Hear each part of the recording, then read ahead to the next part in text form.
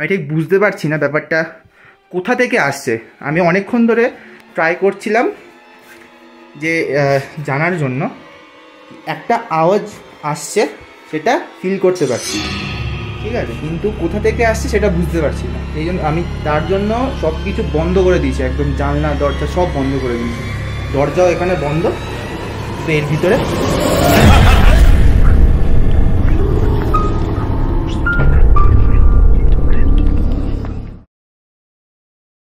তোমাদের আমি একটা ইতিহাস বলি। একদা এক সময় কলকাতার বুকে জন্মগ্রহণ করেছিল একটা বিশ্ববিখ্যাত ব্লগার। সেই সময় যত বড় বড় ব্লগাররা ছিল ওর ব্লগের কাছে হার মেনে যেত, কারণ ওর ব্লগের যা কনসেপ্ট ছিল আর যেভাবে ও লোকের কাছে ব্লগগুলোকে প্রেজেন্ট করতো সেরকম কেউ করতে পারতো না। আর তোমাদের বললে তোমরা বিশ্বাস করবে না, ওর যে ইউটিউব চ্যানেল রয়েছে সেই ইউটিউব চ্যানেলের মধ্যে ও 4টে ব্লগ আপলোড করেছে।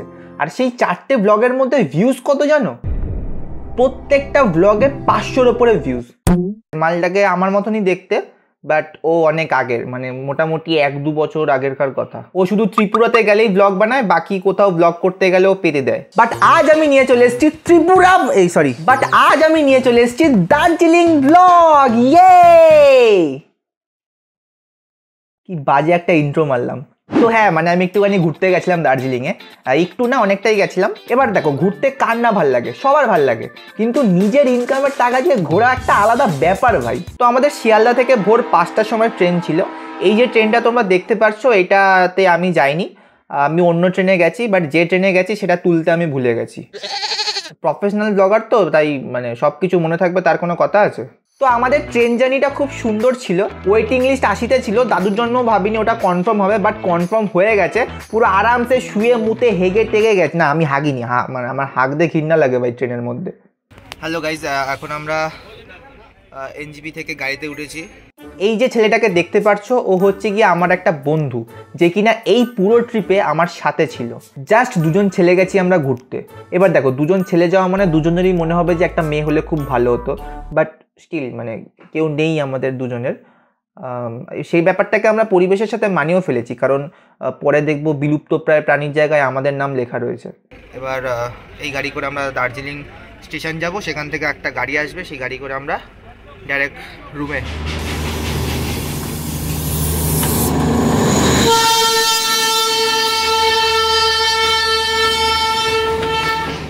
আমরা এখন এনজিপি থেকে সেই যে গাড়িতে উঠেছিলাম, ওঠার পর এখন দার্জিলিং স্টেশনে এখন নেমেছি।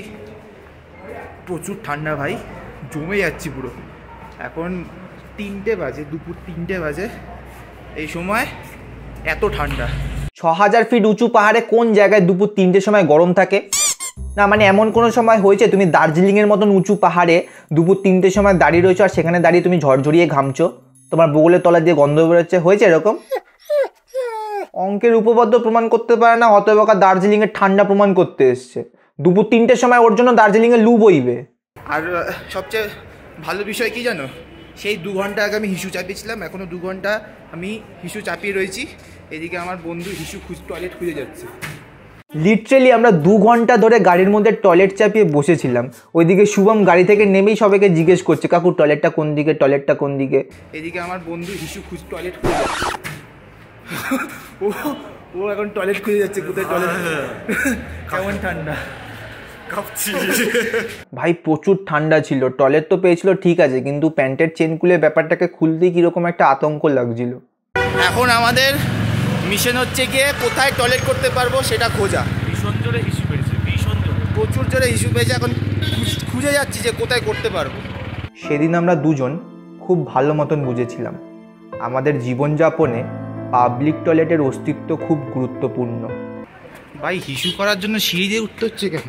দেশের মুখ্যমন্ত্রী, দেশের প্রধানমন্ত্রীর কাছে আমার আবেদন, প্রত্যেক জায়গাতে 1 হাত দূরে দূরে একটা শৌচাগার করা খুবই প্রয়োজন, খুবই। ভাই ছেলেদের টয়লেট চাপানো বান্টুর কথা না ভাই, খুব চাপের ভাই। এত ওপরে উঠে আমাদের টয়লেট করতে হলো। এখন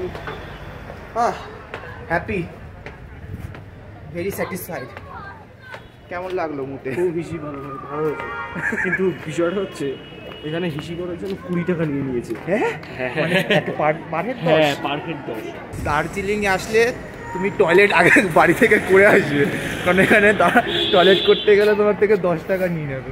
টয়লেট সেরেই আমরা ওখানে একটা রেস্টুরেন্টে দুপুরের খাওয়া সেরে ফেললাম, কারণ যে গাড়িটা আমাদের নিয়ে যাওয়ার কথা ছিল সেই গাড়িটা আসতে একটুখানি লেট করছিল।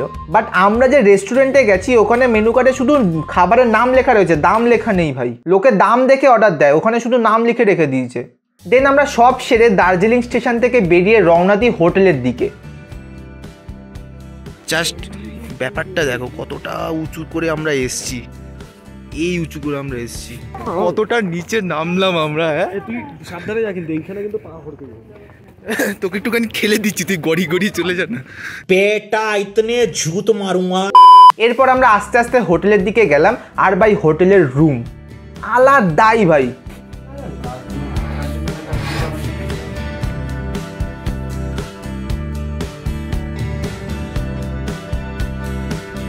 হোটেল থেকে পাহাড়ের ভিউ দেখে আমরা একটুখানি বের হই, কারণ আমাদের হাতে খুব কম সময় ছিল। কিরে ওর ঘুম থেকে উঠে পড়, ঘুমোস না, ঘুমিয়ে পড়েছি। ও ডট ডট দেখ, ভালো ছেলেরা কি সুন্দর ঘুম থেকে উঠে পাহাড় দেখতে এসছে। আর তোরা কি করছিস? উঠে পড় উঠে পড়, গুড টু মর্নিং গুলু। ভাই পাহাড় না একটা ইমোশন, কিছু তো আছে একটা ভাই ওই পাহাড়ের মধ্যে। দার্জিলিং আমার জন্য প্রথমবার, কিন্তু পাহাড় এই নিয়ে আমার কাছে অনেকবার। তো যতবার যাই মনে হয় শুধু পাহাড়েই থেকে যাই। ওই নীল আকাশ, যেখানে পাহাড়গুলো হালকা মেঘে ঢাকা, এক চিলতে রোদ, আর সেই ছোট্ট ছোট্ট ঘর বাড়ি।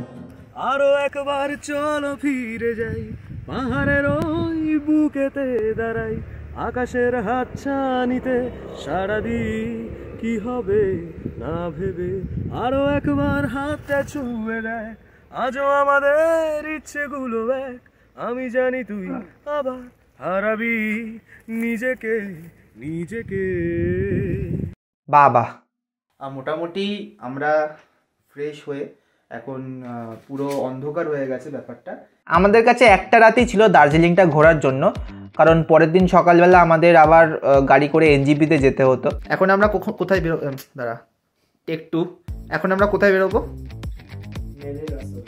মেল যাব, সেখানে কি কি আছে?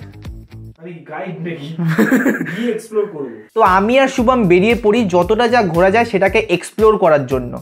নমস্কার বন্ধুরা, আমি ভিডিও করতে পারছি না অ্যাকচুয়ালি, কারণ এত ঠান্ডা, হাত বার করে যে ফোনটা বার করব এটাই ইচ্ছা করছে না।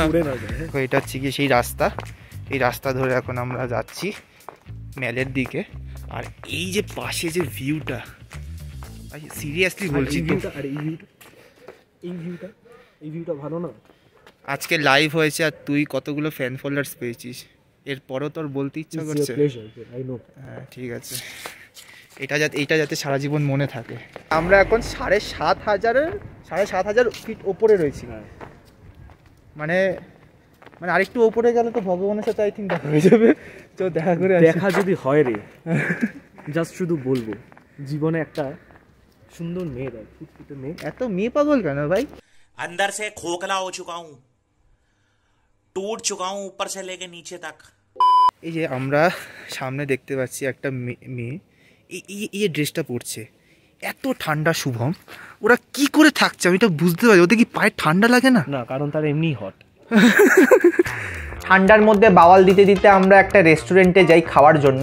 ভিডিও করছি দেখো, শালা হাত পাত কেঁপে, হতভাগা ভিডিও করতে পারে না, হতভাগা ব্লগ করতে গেছে, এই করে ভিডিও করে। লোকে কি সুন্দর সিনেম্যাটিক শট নেয়।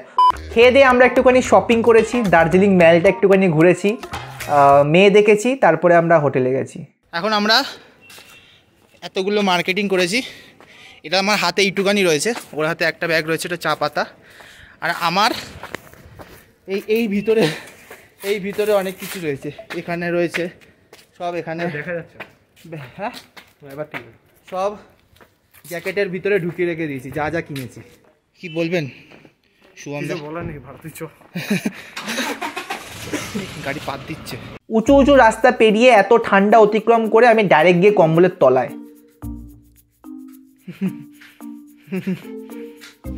ও না দাঁড়াও, আমি না মাঝে একটা প্র্যাঙ্ক করার চেষ্টা করছিলাম, বাট যদিও প্র্যাঙ্কটা আনসাকসেসফুল।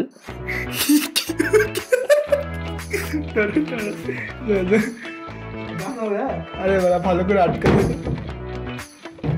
ওকে চল দাঁড়া আমি না একটা ইতিহাস বলি। হ্যাঁ এখানে আমি একটা ইতিহাস বলবো, খুব ভয়ানক ইতিহাস।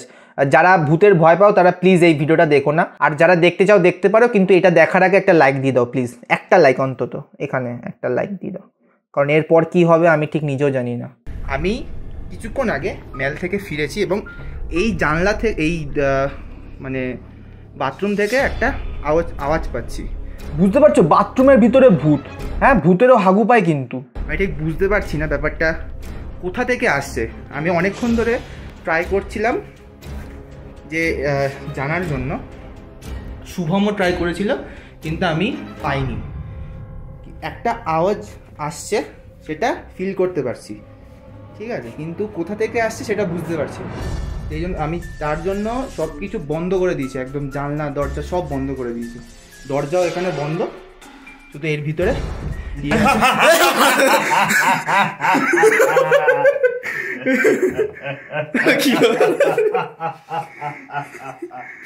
কিভাবে দাঁড়িয়ে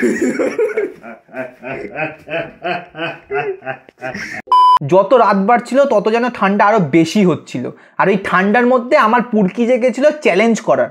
আমাদের এখন নতুন চ্যালেঞ্জ হচ্ছে এটাই যে এখন দার্জিলিংয়ে 7 ডিগ্রি রয়েছে, ঠিক আছে, যেটা চলছে আর কি 7 ডিগ্রি। এই ঠান্ডার মধ্যে এখন আমরা এই জানলাটা খুলবো এবং খুলে দেখবো কতটা পুরকি জাগলে মানুষ রাত 3টের সময় 7 ডিগ্রির তাপমাত্রায় এসব করে ভাই। একটা জায়গায় বসলে ওইদিকেই বসে থাকতে ইচ্ছা করে, এদিক ওদিক করলেই ঠান্ডা লাগে। চিটকিনি করছে না।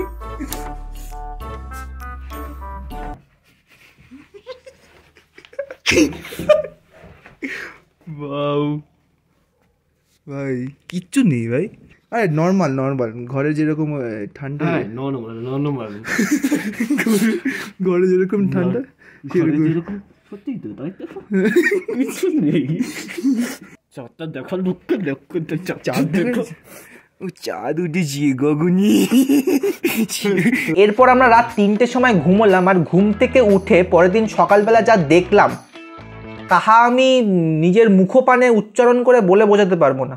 সালা কি বাংলা ভাই। হোটেলের খাটে বসে আমরা পরিষ্কার কাঞ্চনজঙ্ঘা দেখতে পাচ্ছিলাম ভাই, হোটেলের খাটে। কেমন লাগছে? শেষ কিছু চাই না। ভোর 7টার সময় ঠান্ডায় হাড্ডি গুড্ডি কাঁপছিল, তাও কাঞ্চনজঙ্ঘাকে পুরো পরিষ্কার দেখার জন্য আমরা হোটেলের ছাদে গেছিলাম। চারিদিকটা কি wow, just wow wow wow wow ভাই। ওই চৌচূড়ায় যেতে পারবো? হ্যাঁ, আরো একবার চলো ফিরে যাই, পাহাড়ের ওই বুকেতে দাঁড়াই। হতবাগা যখন তখন একটা অনুষ্ঠান শুরু করে দেয়। এতগুলো জামা প্যান্ট গেঞ্জি এত কিছু এনেছি, কিচ্ছু পরা হয়নি। এই যে বাড়ি থেকে একটা জাঙ্গিয়া আর একটা প্যান্ট পরে বেরিয়েছি, এটা মানে এটাই, তারপরে আর কিচ্ছু না। এরপর আমাদের 11টার মধ্যে হোটেলটাকে ছেড়ে দিতে হতো, কিন্তু ওই যে ওই দৃশ্যটাকে ভাই ছেড়ে আসতে পারছিলাম না। এত সুন্দর একটা দৃশ্য, আজ আমাকে ছেড়ে যেতে হচ্ছে তাকে। বল আরো কিছু বল, তোর তো প্রোগ্রাম যখনই জিজ্ঞেস করি তার তো প্রোগ্রাম শুরু হয়। বহু দিন ধরে, বহু ক্রোশ দূরে, বহু ব্যয় করি বহু দেশ ঘুরে, দেখিতে গিয়েছি পর্বতমালা, দেখিতে গিয়েছি সিন্ধু, দেখা হয় না এই চক্ষু মেলিয়া, ঘর হতে শুধু 2 পা ফেলিয়া, একটি ধানের শীষের উপরে একটি শিশির বিন্দু। জিও গুরু জিও। খুব সুন্দর আমরা ঘুরু করলাম। আর একটা জিনিস কি জানো, এই যে পুরো ট্রিপটা ছিল না, এই পুরো ট্রিপটা আমাদের জন্য লেখা ছিল। মানে তুমি ভাবো, ট্রেনের টিকিট 80 নাম্বার ওয়েটিং লিস্টে, সবাই বলছে এটা কনফার্ম হবে না, ওটা কনফার্ম হয়ে গেল। তারপরে দার্জিলিং থেকে পুরো পরিষ্কার কাঞ্চনজঙ্ঘা দেখতে পেলাম। দার্জিলিং থেকে এনজিপিতে যাওয়ার জন্য গাড়ি চেপে তারপরে যেতে লাগে, মোটামুটি 4 ঘন্টার রাস্তা। সেমভাবে এসছি, সেমভাবে যেতেও হবে। ওই গাড়ির জন্য লোকে 5-6 ঘন্টা ধরে দাঁড়িয়ে রয়েছে, আর সেখানে আমরা গিয়ে 10 মিনিটের মতো গাড়ি নিয়ে ডাইরেক্ট এনজিপি। তারপরে যে কেসটা হয়েছে, আমাদের যে রিটার্ন টিকিট ওটা একদম কনফার্ম হয়নি, মানে আমাদের মেসেজে বলেই দিয়েছিল যে তোমাদের টিকিট কনফার্ম না। আমরা তাও ট্রেনের মধ্যে উঠেছি, এমন বগিতে উঠেছি, এমন সিটে বসেছি যে সিটে ওই লোকগুলো আসেইনি। ভাই মাস্ট শুয়ে টুয়ে হেগে টেগে না হাগিনি, হাগতে খুব ঘৃণা লাগে ভাই ট্রেনের মধ্যে। তো this is the video guys. ভিডিওকে ভালো লাগলে ভিডিওকে লাইক করে দাও, শেয়ার করে দাও, কমেন্ট করে জানাও ভিডিওটা কেমন লাগলো। আর তোমরা কতজন দার্জিলিংয়ে গেছো, কতজন কাঞ্চনজঙ্ঘা দেখেছো, আর তোমাদের কতজনের পাহাড় ভাল লাগে। আর এখনও যদি আমার চ্যানেলটাকে সাবস্ক্রাইব না করে থাকো তাহলে প্লিজ চ্যানেলটাকে সাবস্ক্রাইব করে দাও, রিকোয়েস্ট করছি। আর ঘন্টা বাজিয়ে দাও যদি মানে কি বলে। আর ভাই অনেক দিন হয়েছে ভাই, আউটরো ফাউটরো দিই না, ভুলে গেছি সব কিছু। তো দেখা হচ্ছে নতুন ভিডিও, আজকের জন্য বাই।